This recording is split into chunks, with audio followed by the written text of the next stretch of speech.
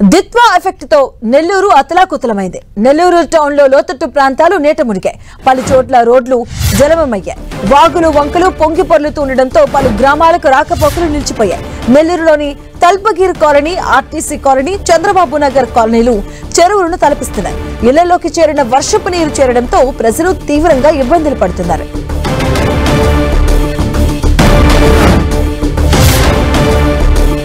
ఇదే అంశానికి సంబంధించిన పూర్తి అప్డేట్స్ మా కరెస్పాండెంట్ దేవకుమార్ అందిస్తారు. దేవకుమార్. మాధవి, వృత్తా ప్రభావంతో నెల్లూరు జిల్లా వ్యాప్తంగా 3 రోజుల నుంచి కూడా వర్షాలు కురుస్తున్నాయి. అయితే రాత్రి నుంచి కూడా ఎడతెరిపి లేని వర్షం కురిసింది. దీంతో నెల్లూరు నగరంలో అనేక రోడ్లన్నీ కూడా జలమయమయ్యాయి. అదేవిధంగా అనేక లోతట్టు ప్రాంతాలు కూడా పూర్తిగా నీట మునిగిన పరిస్థితి కనిపిస్తోంది. అయితే ప్రధానంగా నెల్లూరు జిల్లా వ్యాప్తంగా తడ, సూళ్లూరుపేట, గూడూరు, నెల్లూరు, కోవూరు, కావలి, సర్వేపల్లి ఎక్కువగా ఈ వర్షాలు కురిసినట్లుగా తెలుస్తా ఉంది. అయితే ఇప్పటికే అనేక లోతట్టు ప్రాంతాలు కూడా నీట మునిగిన పరిస్థితి ఉంది. నెల్లూరు అంటే తల్పగిరి కాలనీ, అదేవిధంగా ఆర్టీసీ కాలనీ, చంద్రబాబు నగర్ లో కూడా ఇక్కడ భారీగా వర్షపు నీరుని నిలవడంతో అక్కడ ఉన్న ప్రజలంతా కూడా తీవ్ర ఇబ్బందులు పడ్డారు. అదేవిధంగా అక్కడ ఇళ్లలోకి కూడా వర్షపు నీళ్లు వచ్చేసాయి.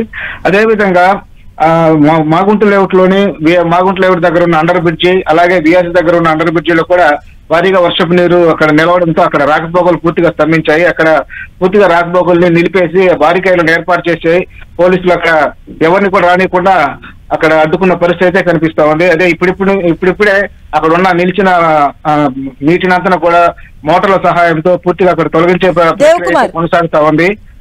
దేవకుమార్, మనం చూడొచ్చు అంటే చాలా వరకు లోతట్టు ప్రాంతాలు కూడా పూర్తిగా నిండిన సిచ్యువేషన్స్ కనిపిస్తూ ఉన్నాయి. మోకాల లోతు వరకు నీళ్లు కనిపిస్తున్నాయి. సో సహాయక చర్యలు కొనసాగుతున్నాయి. పునరావాస కేంద్రాలకు వారిని తరలించడం జరిగిందా?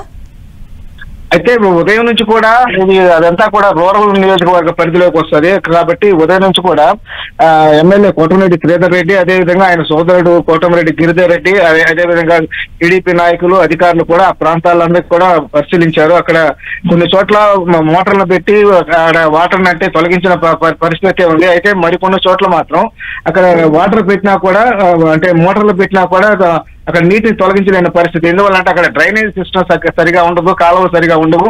అదేవిధంగా పైతట్టు ప్రాంతాల నుంచి కూడా ఈ చంద్రబాబు నగరు, అదేవిధంగా తలపగిరి కాలనీ, అదేవిధంగా వైఎస్ఆర్ నగర్ ఈ ప్రాంతాలన్నింటికి కూడా పైతట్టు ప్రాంతాల నుంచి ఎక్కువగా నీరు ప్రవహిస్తూ ఉంటుంది ప్రతిసారి. కాబట్టి వాటిని ఇప్పుడిప్పుడే తొలగించేదానికి సాధ్యపడదు. కాబట్టి అదే ఎక్కడైతే నీటిని కొంత తొలగించేందుకు సాధ్యపడుతుందో ఆ ప్రాంతాలన్నింటిలో కూడా నీటిని తొలగించే విధంగా అధికారులు కూడా చర్యలు తీసుకున్నారు. ప్రస్తుతానికైతే కొన్ని చోట్ల కొంత పరిస్థితి మెరుగ్గా ఉన్నప్పటికీ మరికొన్ని చోట్ల మాత్రం పరిస్థితి మాత్రం అలాగే కొనసాగుతా ఉంది. మరోవైపు చూస్తే వాతావరణ శాఖ ఈ 2 రోజుల పాటు ఇంకా వర్షాలు పడతాయని చెప్తున్నారు. కాబట్టి పూర్తిగా పరిస్థితి అయితే మరీ దారుణంగా ఉండే పరిస్థితి అయితే ఉంటుంది. కాబట్టి ఇప్పటికే కొందరు అక్కడున్న ఇళ్లలోంచి కొందరు వేరే ప్రాంతాలకు సురక్షిత ప్రాంతాలకు కూడా వెళ్లడం జరిగింది. అదేవిధంగా అధికారులు కూడా వాళ్ళని సురక్షిత ప్రాంతాలకు వెళ్లాలని కూడా సలహా ఇచ్చారు. సహాయక చర్యలు కూడా చేపడుతున్న పరిస్థితి నెల్లూరులో కనిపిస్తా ఉంది. మరోవైపు అదేవిధంగా హైవే ఏదైతే ఉందో అక్కడ తాగుటూరు దగ్గర పూర్తిగా ఒక వైపు వర్షపు నీరు భారీగా నిలవడంతో అక్కడ వాహన రాకపోకలు పూర్తిగా స్తంభించాయి. చాలా నిదానంగా పోవాల్సిన పరిస్థితి వచ్చింది. అదేవిధంగా వన్ వేను కొంతసేపు ఏర్పాటు చేసి ఒకే వాహనాలను తరలించాల్సిన పరిస్థితి వచ్చింది. అలాగే అయ్యప్ప గుడి దగ్గర అయితే ఎక్కువ వర్షం నీరు నిలవడంతో అక్కడ వాహన రాకపోకలు పూర్తిగా ఇబ్బందులు పడుతూ సాగించాల్సిన పరిస్థితి అయితే కనిపిస్తా ఉంది. అంటే మొత్తానికి మరోవైపు దేవకుమార్